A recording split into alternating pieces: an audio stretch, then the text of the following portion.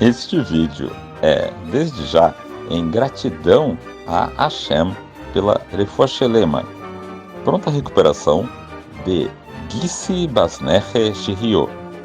Muita saúde a todos. Olho por olho, dente por dente. Quem for ler isso sem recorrer aos nossos sábios está entrando numa viagem muito perigosa. Quer saber mais? Chega junto.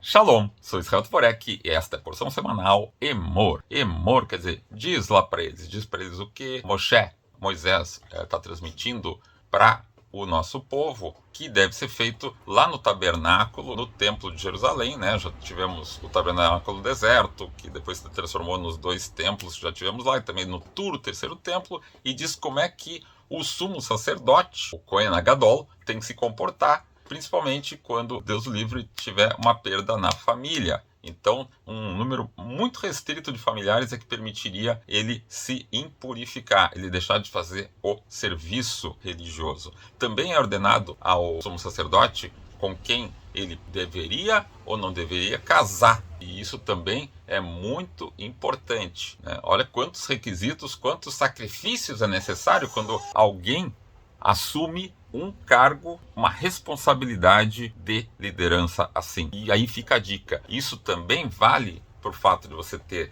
nascido como filho em uma certa família, como pai de certos filhos que a vida te traz, você ter escolhido casar com alguém. Como é que você vai se portar em relação a isso? Qual é a conta que vem junto e qual é a recompensa que isso pode ser proporcionado por essa escolha? Tudo isso anda junto, cara. Não tem como colher se você não plantar. Todo bônus exige um ônus. Não é fácil, claro que não é fácil, mas a gente não pode olhar só aquele pedaço do filme do agora, a gente precisa olhar o conjunto todo. Pense nisso, fica a dica. Pensa de onde você saiu, aonde você quer chegar, e pense como a obra é grande. Está dito no Pirkei Avot que às vezes a obra é muito grande e a gente se sente não mais do que um operário indolente, mas a gente precisa lembrar que realmente o patrão é exigente, mas a recompensa é muito alta, então vale a pena, vale a pena. A gente quer ver o templo reconstruído, a gente sabe que o sumo sacerdote está assumindo esse tipo de responsabilidade, e a gente vê como até hoje você tem os descendentes de Aaron,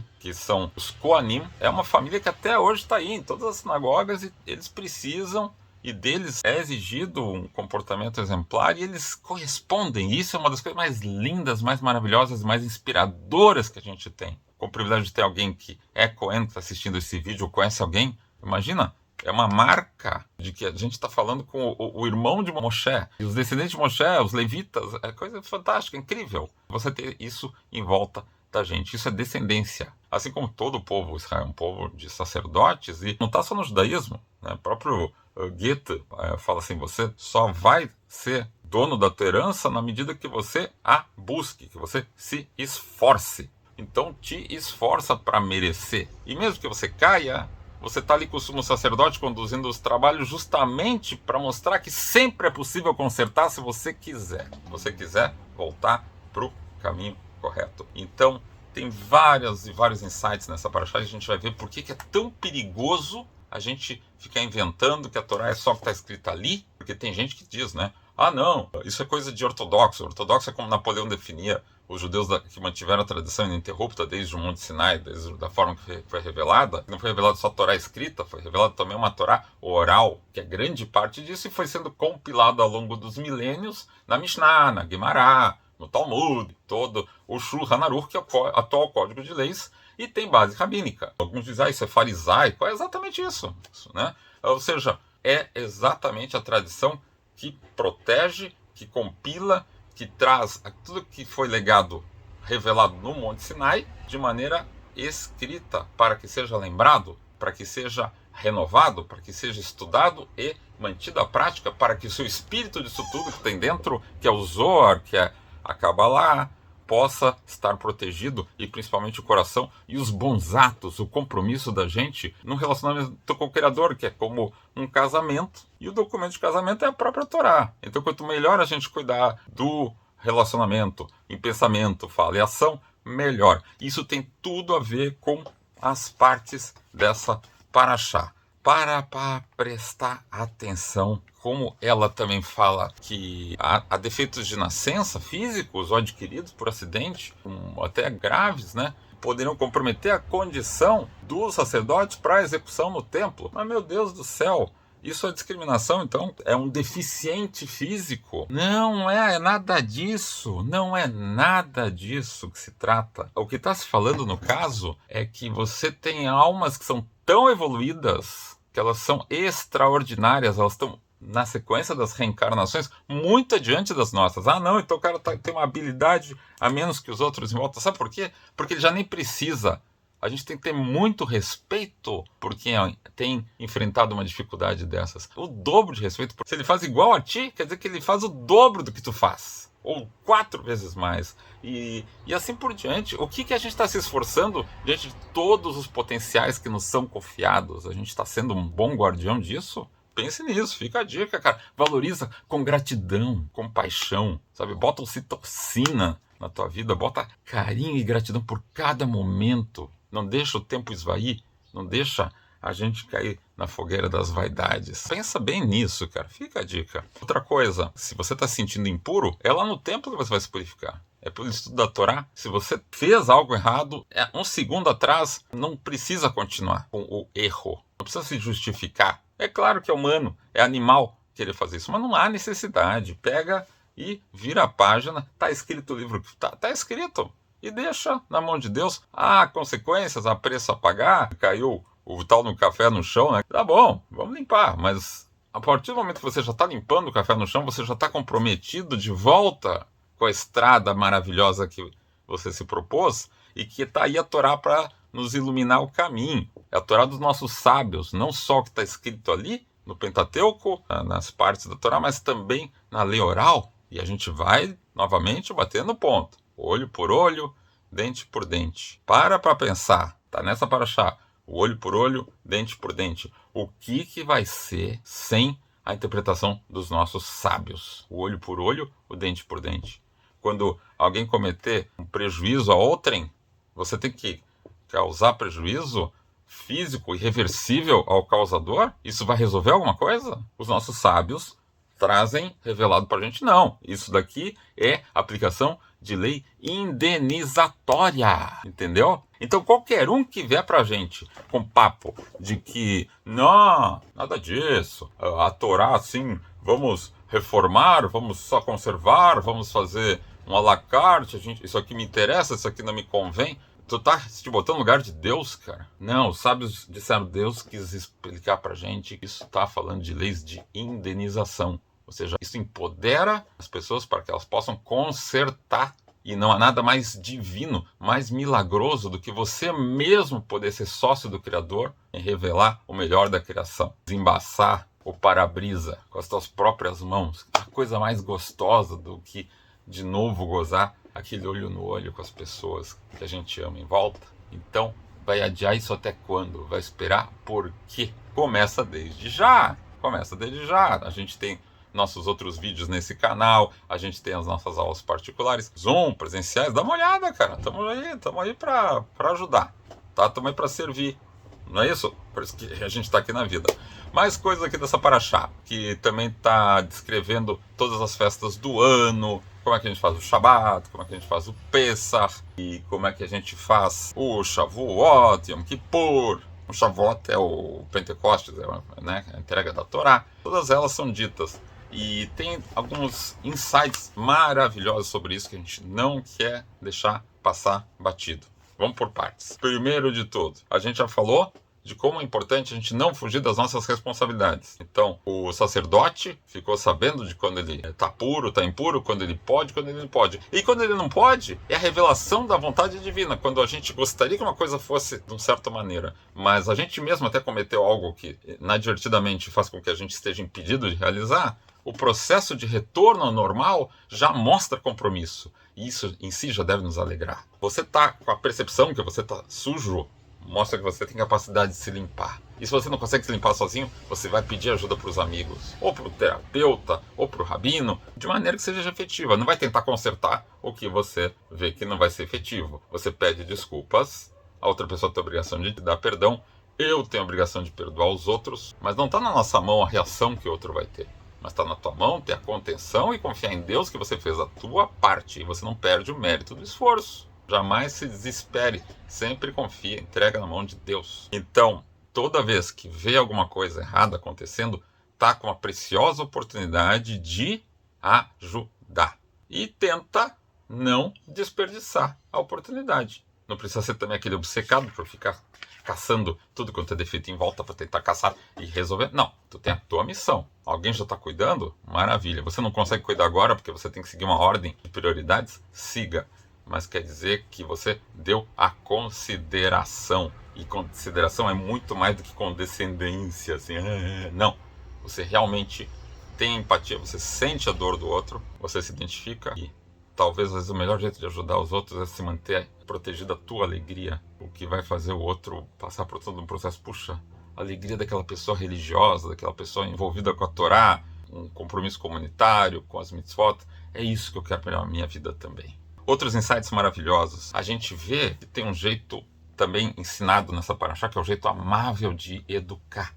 Porque é o seguinte, a gente vê que tem dois jeitos do modo de falar, né? A primeira, dibur, são palavras duras, e emor são palavras suaves. Ou seja, quando o Cohen está mostrando todas essas leis que vão se aplicar às responsabilidades do sacerdócio, ele está sendo suave, ele está educando, ele está prevenindo.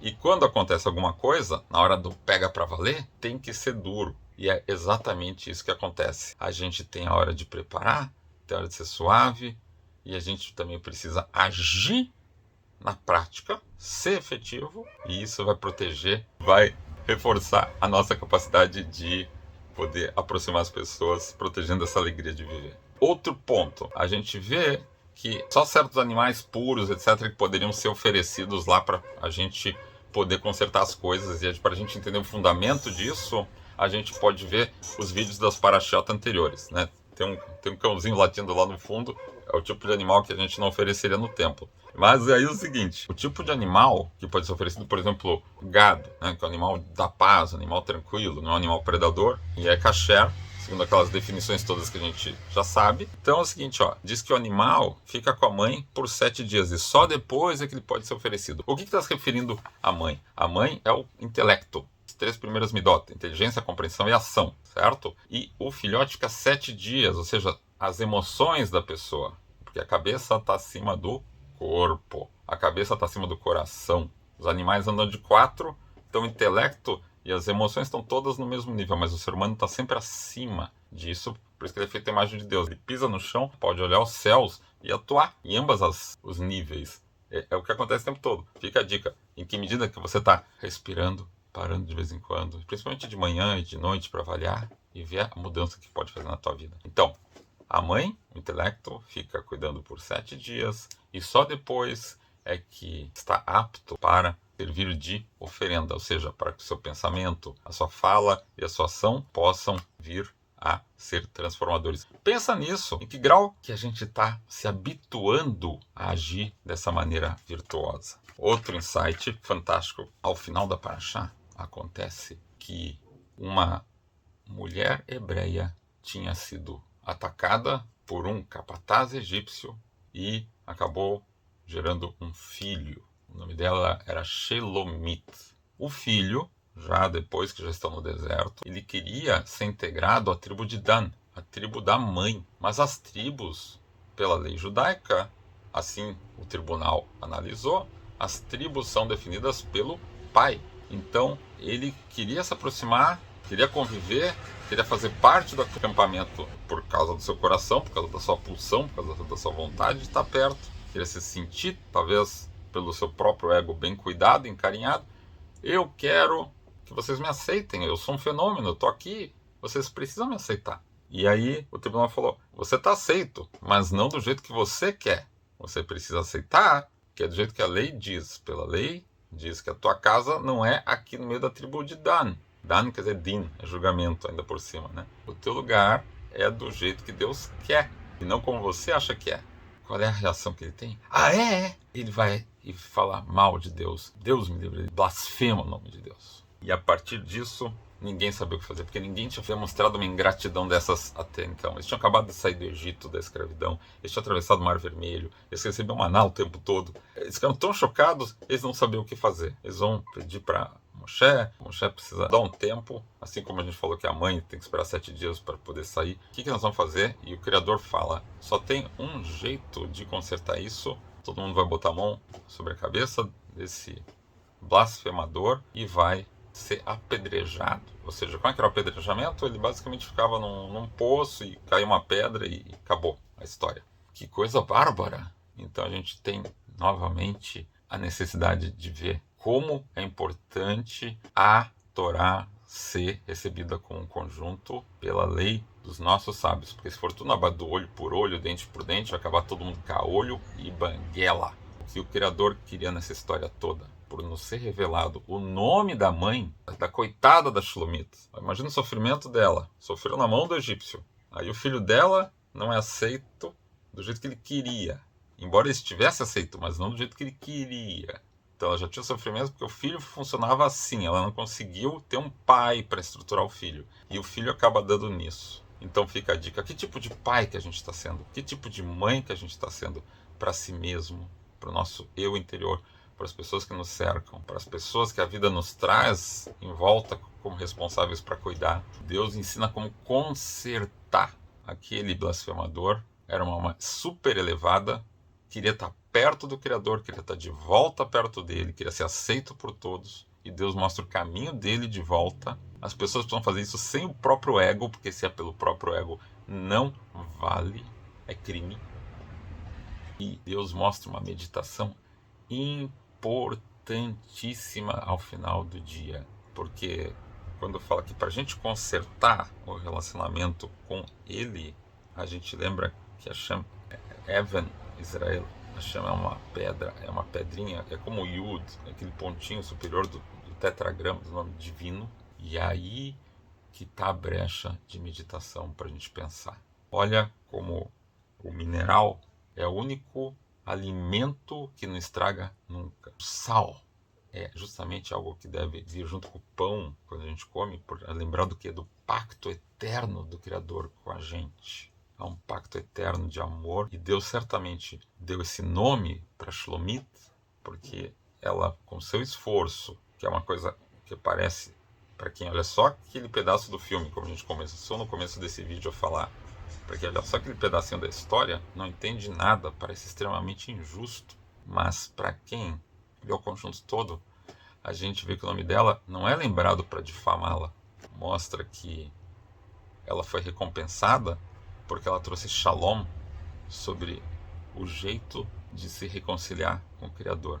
Deus fala para a gente, tenta na suavidade, no amor, na calma, já prevenir, para que a gente tenha gerações que vão saber muito melhor como lidar com os perigos, vão minorar completamente riscos de perigos como ela acabou sofrendo. Ela pacificou Shelomit. Shalom quer dizer paz. Shelomit é uma mulher que trouxe paz.